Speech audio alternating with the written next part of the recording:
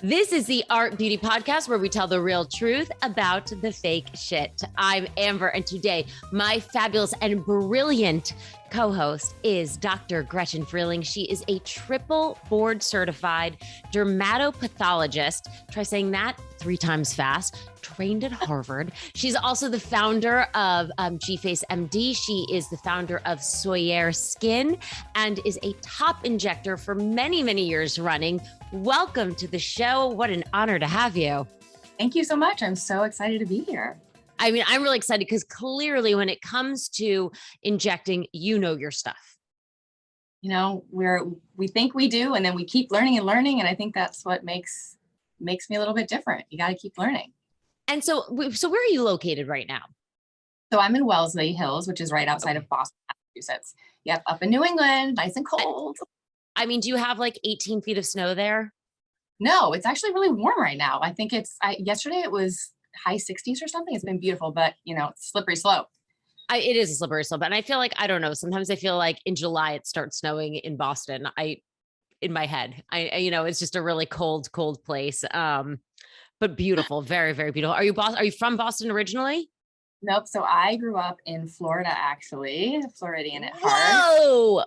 So did you move there after Harvard? Was it like the Harvard life that kind of was like, okay, I could do this New England thing?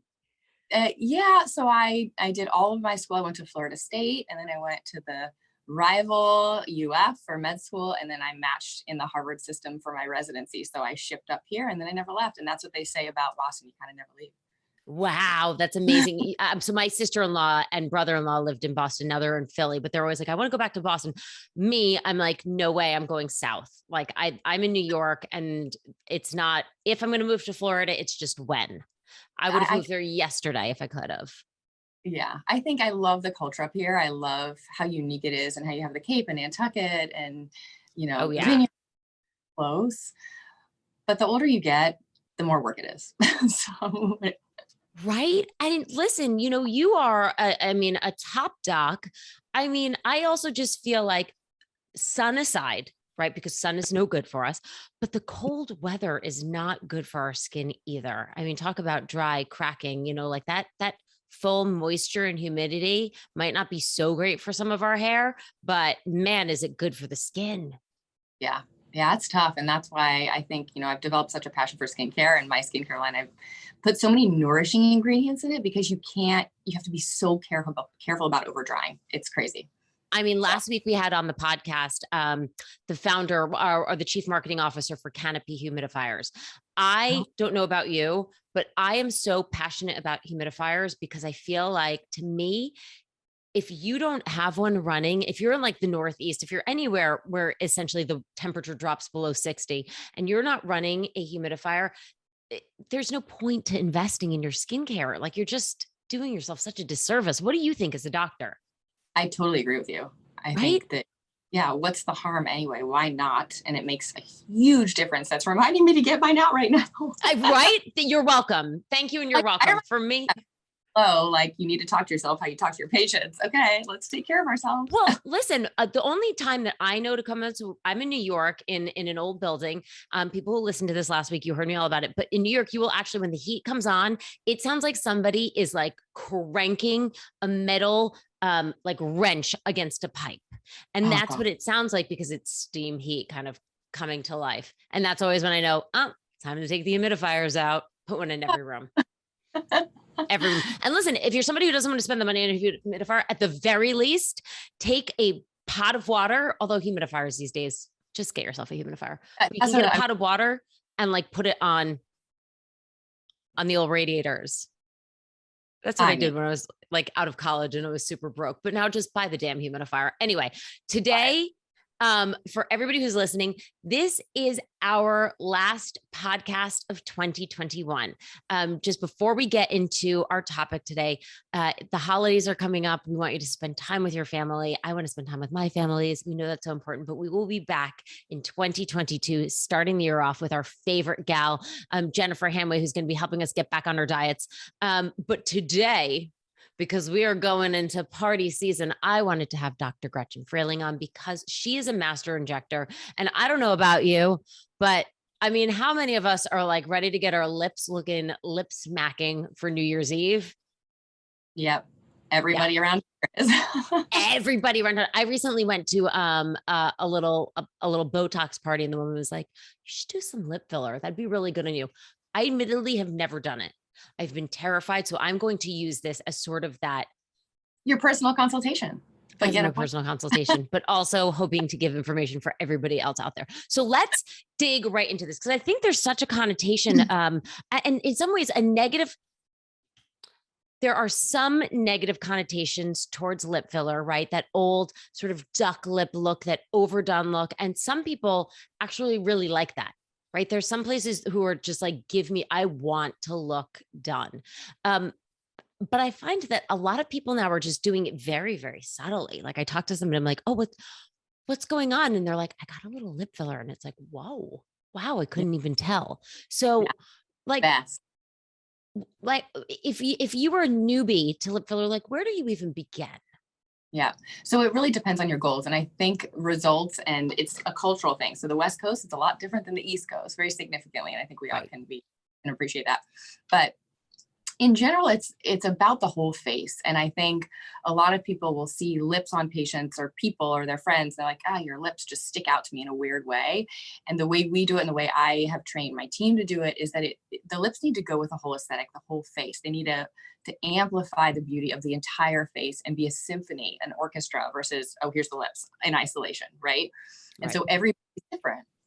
And so when I look at a lip, for example, you know, beautiful, thin to moderately plump lips, and you want to be very gentle with these types of patients. You can't blow up a tiny lip to be huge in one sitting, or you're going to cause major issues, not only with safety wise, but for their aesthetic, right? Yeah. Yeah. So we do the treatment in 2 sittings, and so we Okay. do one treatment, and it's beautiful and plump, but when you're swollen, you really love it, so you don't feel uncomfortable. And then it settles and that filler absorbs water. And then when you come back in 2 weeks, we do any tiny adjustments, we fine tune, we may add a little bit of filler that gives more structure or plump.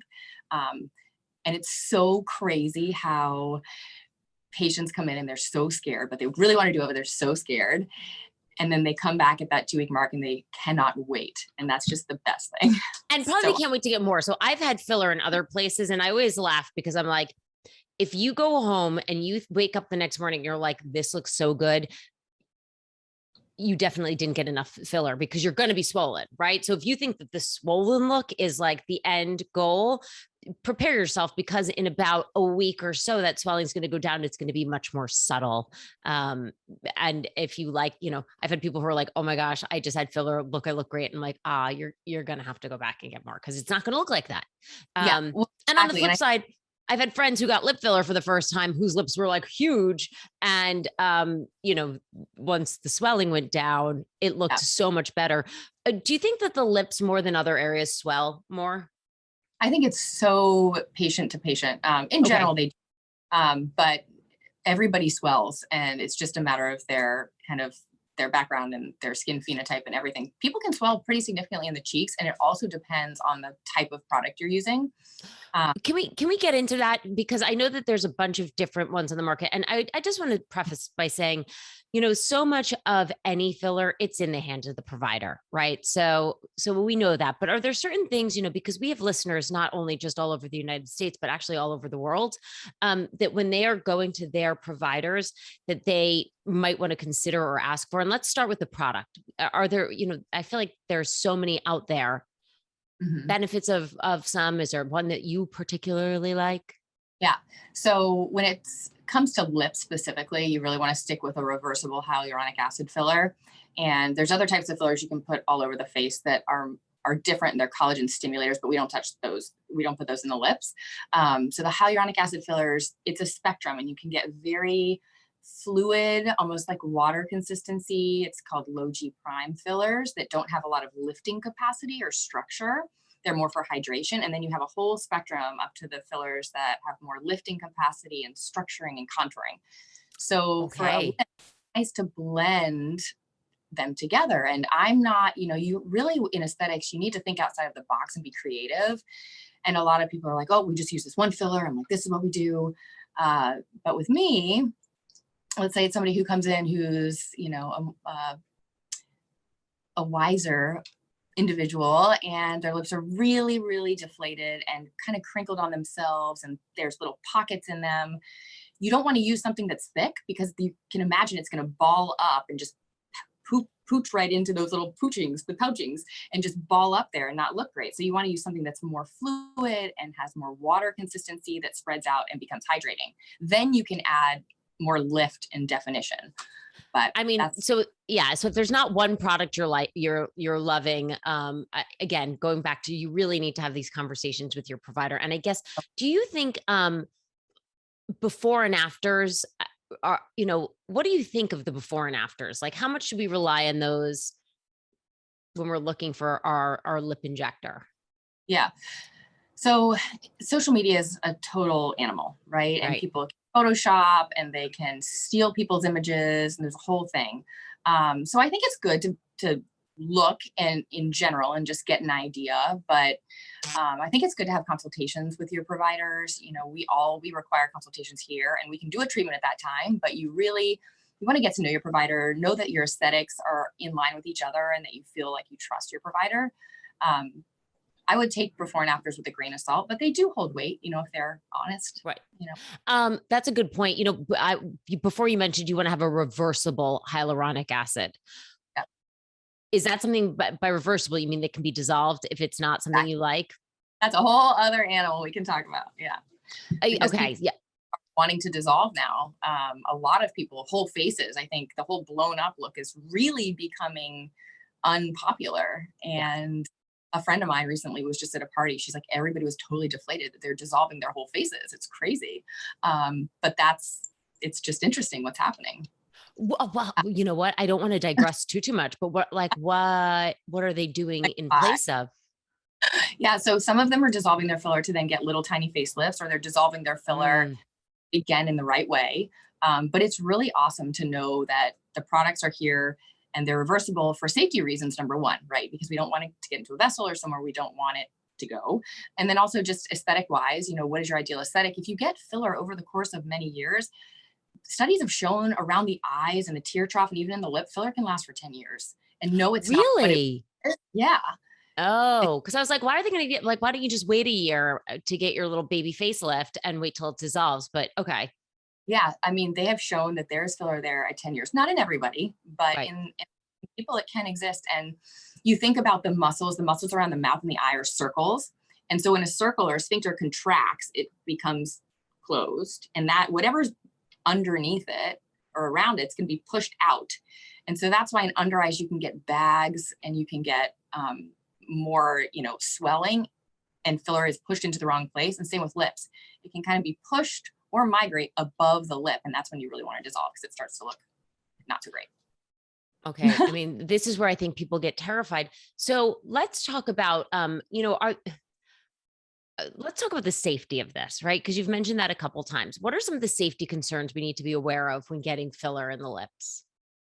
So just like anywhere else in the face, we have vessels and we have blood vessels and arteries. And if you get filler in one of those blood vessels, you can compromise the blood supply. And there's different signs and symptoms that you really want to be aware of to see if Okay. any of those are present when you're injecting, and really understanding your anatomy, making sure that your injector is educated. They've done cadaver labs, they've dissected faces and lips and know where these vessels are. It's important to do this yearly. It's never enough because everybody's so different. No matter how much you memorize where vessels are, everybody's a little different. So, fillers are safe because these specific fillers are reversible. And Okay. so I often tell people I inject with one hand and I dissolve with the other one. And I'm so proud of that for so many reasons, mostly safety wise. Okay.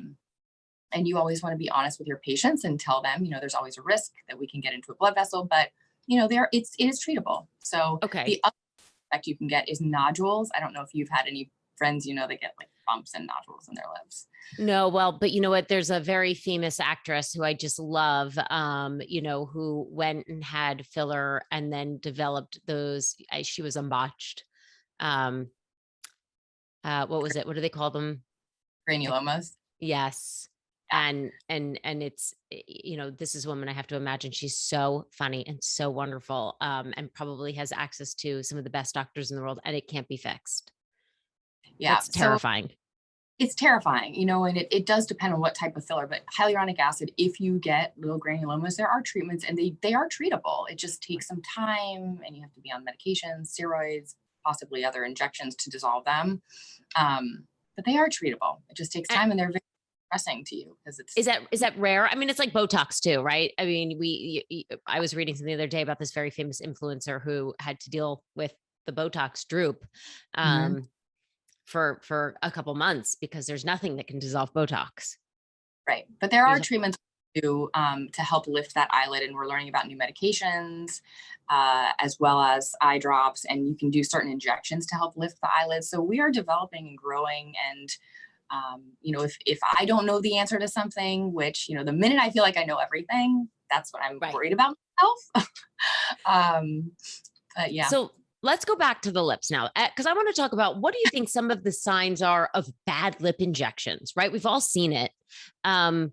To me, I feel like and maybe I'm wrong. The biggest telltale to me for somebody who has gotten lip filler is like a very defined ridge. Mhm. Ridge meaning the Cupid's bow. Yeah, yeah. Or like it's just like if you were to look at it the side, it almost looks like it's not like a smooth from like it's like they've got a It's a I don't little know how to, chunk. yeah. Yeah, I mean, that's not necessarily a sign of bad lip filler, but I think No, just a it's lip filler. yeah, just a sign of lip filler. And, products that show that type of result are a specific type of product. And, Okay. Derm and Restylane, and they have different qualities and different characteristics. And so, one of those brands tends to do that a little bit more. But Can you say which I, brand? in my opinion, Juvederm Okay. tends to be a bit more chunky, and Okay. some like that look. Right. Restylane is a bit softer. I prefer Restylane. I think it's softer. It's more delicate and gentle, but you can also have some plumping with it as well. But I just think it's softer. Okay. Uh, but yeah, I think that is one of the signs that somebody's had lip filler. The other sign is that they stick out too far. They just Yeah. way out of their face. It's so untasteful, in my opinion. And why is that? Is that like the technique that the injector is using? Is it the amount? It's both. It's Okay. also what patient's baseline anatomy, right? And do they keep coming back and wanting more and more and more? And a lot of times it's like, okay, if you're going to give me money, I'll inject you. And I'm absolutely against that, right? So if I don't align with you and I think the aesthetic is just not what I would want my patient to have, then I would say, I don't feel comfortable injecting you. But I think we need more of that around. Well, and let me tell you, listen, anything that once you start getting into the nitty gritty, it is a slippery slope, right? It Because is. once you fix the wrinkles here, you're like, oh, well, I'm noticing a little unevenness here. I mean, it's a slippery slope. So I get it. I get it. And I think with the lips, especially, people probably, it's like that. Oh my gosh. Now I'm just like, I've got these big, gorgeous lips, and people kind of lose sight of the whole overall anatomy and sort of the whole cohesive look. Yeah. Um, And I think that's why it's important to have before photos. So a lot of my patients that come in and have been coming to me for years, I'm like, do you remember where you were 2 years ago? And then like, whoa, I can't believe it. So that's also important. It helps. So, what do you think are some signs of bad lip filler? Um, so I think, migration is one thing, but, it's hard to say. It's hard to Right. say. I'm looking at someone. I think bad lip filler is something that, maybe the injector doesn't have an artistic eye, so they just plump everything up and everything is the same. So the Okay. majority of volume in a beautiful lip is in the central third. Okay. Okay. People talk about the golden ratio, where a lot of we're kind of moving away from that because different ethnicities, different cultures have different ideals of, ideas of what they think is beautiful. And some like both the upper and lower lip to be equal, 50-50. Some like Sure. the top a little bit smaller than the lower lip. But in general, the most of the volume should be in the central third.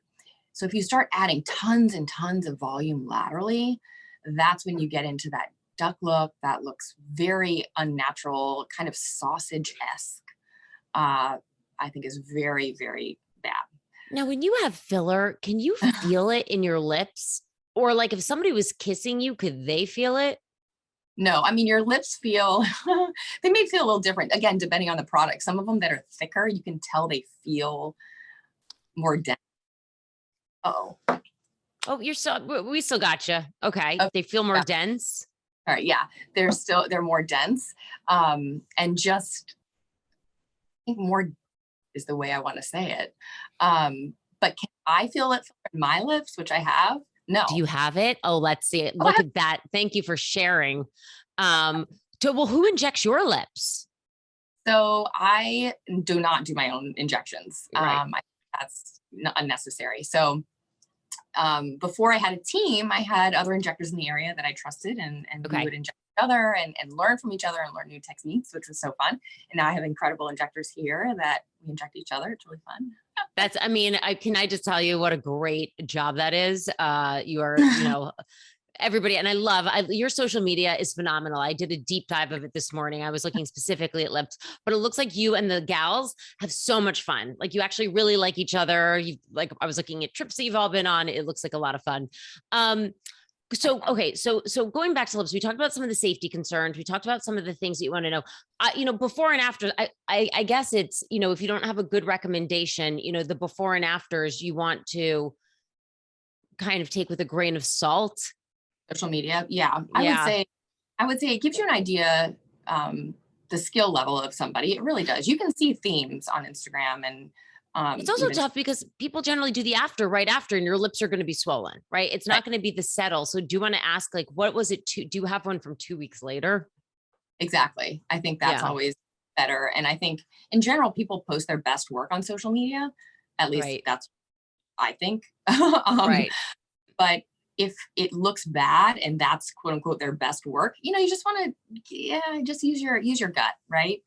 Um, And now, I okay, are there things that we should be doing? So, it's December 14th. New Year's is 2 weeks away. Is it too late to go get that sort of perk up now? Like, how long should you wait before like a big event or like something exciting like that before you're getting your filler? Yeah. So it depends on you. So if you're someone who's like, oh, I want to tell everybody I had lip filler, then you can do it whenever, right? But if it's somebody who's a little bit more hesitant, you want to hide it from your significant other or whatever, I usually tell people bruising lasts about a week, you Okay. know. But you can put concealer on. There are amazing makeups right now out there, that you can find that are thicker, and then you can put lipstick on. I think give yourself a week, but Okay. yeah. But So if you're okay, for all you New Year's babies, there's still time to go get it immediately. oh, plenty of time. We have plenty of time. December is our busiest month. It's Is crazy. it? What are people coming in for the most? A lot of lips, Yeah. but kind of everything. I think a lot of line smoothing, Botox, Dysport, a lot of lips, a lot of cheeks, kind of everything. Yeah. A lot of Like that freshening up. What was the last one? a lot of hands. A lot of hands. Are they doing now filler in the hands a lot? Hands. Yeah, because if your Yeah. face nothing like your hands, hey, it's a giveaway.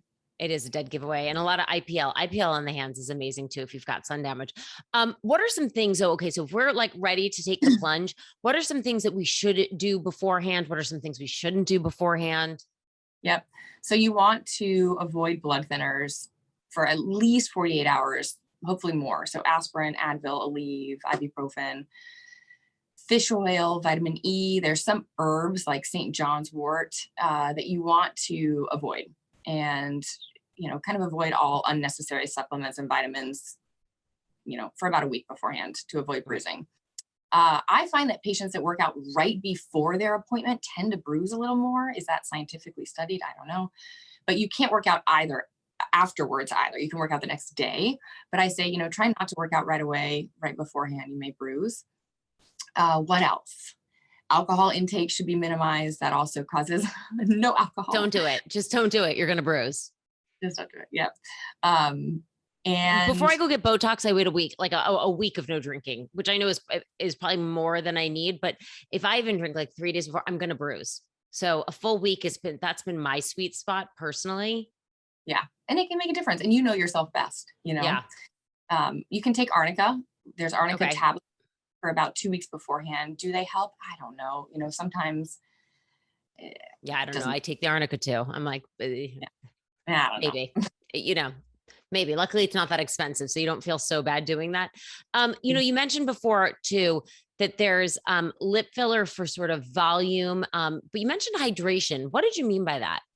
Yeah. So when you mentioned earlier how you were saying some of your friends got them done, and you're like, wow, you did? I didn't even know. So that's really, we can do lip filler for a couple different reasons. You know, you can do it to plump them up. You can do it for hydration, and that thinner type of lip filler that's more water-based, the hyaluronic acid of it absorbs water. It's hydrophilic, so it loves water. It plumps. It also stimulates your own collagen. So over time, your cells will be plumped up. And you want to use that type of filler. It's not plumping and defining. It's just replenishing that volume loss that you've had over the years. It's beautiful. And then what ends up happening is they love them so much. They're like, okay, I want a little bigger. And then I want a little bit more. It's a slippery slope. Just be prepared. It's a slippery slope. I've never met anybody who's ever had lip filler who hasn't said it's a very slippery slope. Yeah. Before I let you go, we were talking about that. I've also heard lately that they're doing like Botox in the lips for like a lip flip. And then I know there's like the lip flip that's like the legit surgical one. Yeah. So but they do it with Botox now too. Yeah, they do. So the lip lift is the surgical one where they, yes, distance from the base of the nose to the top of the lip is the philtral distance. And so as we age, that gets longer, and that's an aging feature. It makes you look older. So the lip lift actually cuts at the base of the nose, and you lift the lip up and take some of the tissue out. Yeah, it's amazing. Because you're not adding, if you don't want to add volume. That's me look so weird. Okay. Lift. You can do a lip flip with Botox where you relax the orbicularis oris muscle, and instead of it pulling in, it relaxes, and technically your upper and lower lip can evert and kind of turn out a little bit. It's so minimal. It doesn't last very long. I personally think to soften the vertical lines or the smoker's lines around the mouth and to evert, filler's the best. And just go to someone that you trust that can put the right amount of volume, that it's not filling you up too much. The other two, you can try it. I just think you're kind of wasting your money, in my opinion. Got it. Okay. So the lip flip is the Botox one. The lip lift is the surgical one. Yeah. I'm seeing the lip lift, everywhere on social media these days. That seems to be like, I know. I think it's great for the right person. I do too. And then they're like, I think I'm just going to go get a lip lift. I'm like, honestly, do it. I go for it. So I just love all of this, like I said, the real truth about the fake shit. Amen. I love living in a time when we can really just, minor tweaks, major results is what I like to say. Well, if people want to know more about this, if people want to come and see you, how can they find you? You guys can find me on my Instagram, of course. It's GFaceMD, and the skincare line is the Soyer Skin Collection, Soyer. And then we're over on TikTok. We're growing our TikTok. It's a little bit quieter over there for us, but it's dr.gfacemd. Okay. And find me at gfacemd.com and learn more about my practice. But say hello on my Instagram. I'm always on there. It's an unhealthy relationship. Listen, we all have it. And I love that. And if you have questions that, of course, you listening at home want me to ask Dr. Frieling, I'm always happy to do that. You can email me at hello@artbeautypodcast.com. You can find us on Facebook, Instagram, and here on YouTube at Art Beauty Podcast. I want to thank you so much. Thank you, Dr. Frieling. It's been such an honor to have you on here. And I want to thank everybody who's been listening through the whole year. Love having you. Love the support. Love the comments. Thank you. Thank you. Thank you. I want to wish you all the absolute best holidays you could possibly have. And I'm really, really excited to come back swinging in 2022. So I will not see you next Tuesday, but I'll see you in a few Tuesdays.